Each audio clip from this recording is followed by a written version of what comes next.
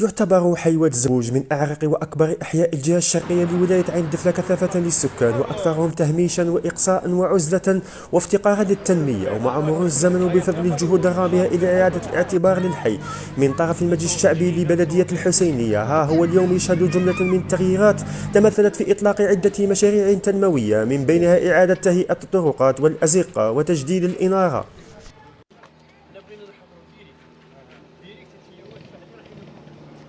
في إطار الجهود الحثيثة التي تبذل فيها الدولة فيما يخص التهيئة العمرانية والتنمية المحلية في جميع المجالات، وأيضا فيما يخص إشراك المجتمع المدني في التنمية المحلية. حنايا في ولد زبوج بلد تابعة للبلد الحسينية اللي كانت تشهد حقيقة منذ الاستقلال من 62 إلى يومنا هذا ما كانت كاين على تهيئة عمرانية، ما كان عندنا كليراج. نشكر رئيس بلدية على الوقوف تاعو، وصراحة يوقف معنا في الليل في النهار يوميا نعيطوا له الصباح. الحمد لله يا ربي، هذه سابقة فريدة من نوعها ما كناش نشاهدوها من قبل. فيما يخص ايضا كانت عندنا كليراج، كان ولد زبوج الحمد لله يا ربي انا نشاهدوا الكليراج راه كاين. ايضا التهيئة العمرانية الحمد لله يا ربي، والحمد لله يا ربي راهو اشركنا ماشي غير ما يخص شاركنا حتى في الاداره، راهو يعيط لنا حتى في الاداره ورانا نحضروا معاه اجتماعات، وراهو اي صغيره وكبيره الا راهو يبلغنا. ونشكروا والي الولايه ايضا ونشكروا كل السلطات الولائيه اللي راهم يساعدوا في رئيس بلديه. وحنا كمواطنين وتزبوج ان شاء الله بربي نساعدوا رئيس بلديه لانه راهو واقف معنا. من جهتهم عبر سكان الحي عن فرحتهم الكبيرة للمشروع الذي طالما كان حلما لهم انتظروه منذ مدة، ها هو يتجسد على أرض الواقع. كيف لا والحي يتزين في أبهى حلة بفضل السياسة الحكيمة المنتهجة من طرف رئيس البلدية، والذي بدوره يتابع كل صغيرة وكبيرة ويسهر على راحة المواطن وإعادة الاعتبار للحي.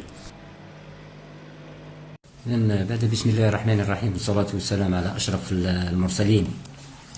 بعد المعاينة تاعكم تاع أو التغطية الإعلامية اليوم لثاني أكبر تجمع سكاني لواد زبوج، فعلا وجدنا العديد من النقائص منذ تولينا رئاسة المجلس الشعبي البلدي، وسعينا دائما لتحسين أولا الظروف المعيشية للمواطن بتهيئة الشوارع والطرقات اللي كانت نقدر نقول لك مهترئة عن آخرها. وبالتالي كان كل مسعانا أننا نحسن هذه الظروف. لحد الآن نقدر نقولوا بالنسبة للتجمع السكاني تاع واد زبوج رانا في نسبة تاع نقدر نقول 50% من التغطية الكاملة إن شاء الله. سجلنا لحد الآن ما يقارب 4 أو 5 عمليات فيها في حي واد زبوج، وكنا بدينا بالقضاء على نقطة سوداء والمتمثلة في توسيع شبكة التطهير على مسافة تقريبا 250 متر طولي بمبلغ يفوق 210 مليون سنتيم في الجهة الغربية لواد زبوج. ثم انتقلنا لمرحلة تهيئة الشارع الرئيسي في عملية نقدر نقول كبيرة جدا، وكانت مكسب كبير، وهو تهيئة طرقات وشوارع واد زبوج كعملية أولى على تقريبا ما يقارب 2 مليار سنتيم، اللي غطت نسبة كبيرة من الشوارع وخاصة الشارع الرئيسي. ثم انتقلنا مرحلة ثانية لربط الملحقة البلدية بشبكة الألياف البصرية. هذه العملية ليكون في علم المواطن أنها كانت متوقفة تقريبا من سنة 2018. الحمد لله في ظرف شهر أو شهرين حلينا هذا المشكل، وقضينا على معاناة تنقل المواطن على مسافة 7 كيلومتر من أجل استخراج مختلف الوثائق الإدارية تاعو. الآن راه في أريحية الحمد لله، يقدر يستخرج أي وثيقة من مكان سكناه.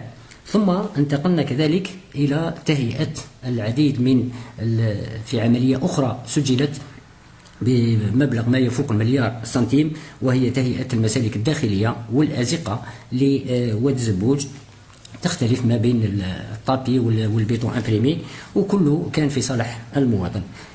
كذلك مع نقدر نقول إنارة عمومية جديدة.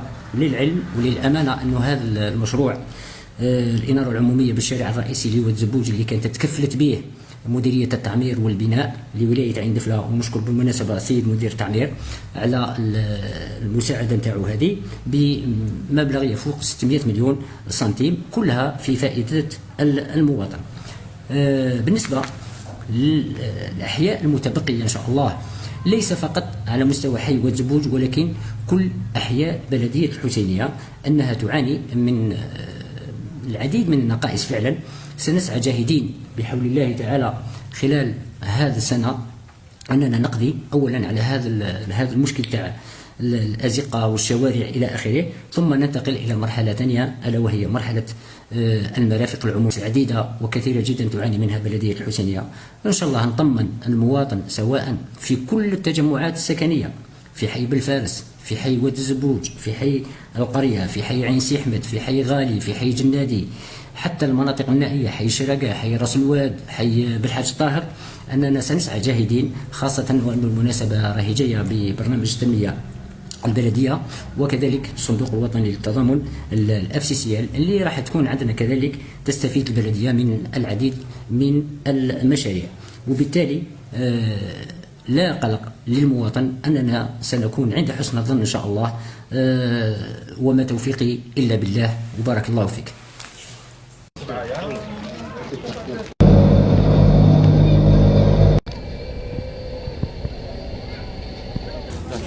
السلام عليكم. احنا كما قال زميلي حنايا دار لنا رئيس بلديه الله يبارك، ملي قال من 84 ما جاش رئيس بلديه كما هذا رئيس بلديه بمعنى كلمه.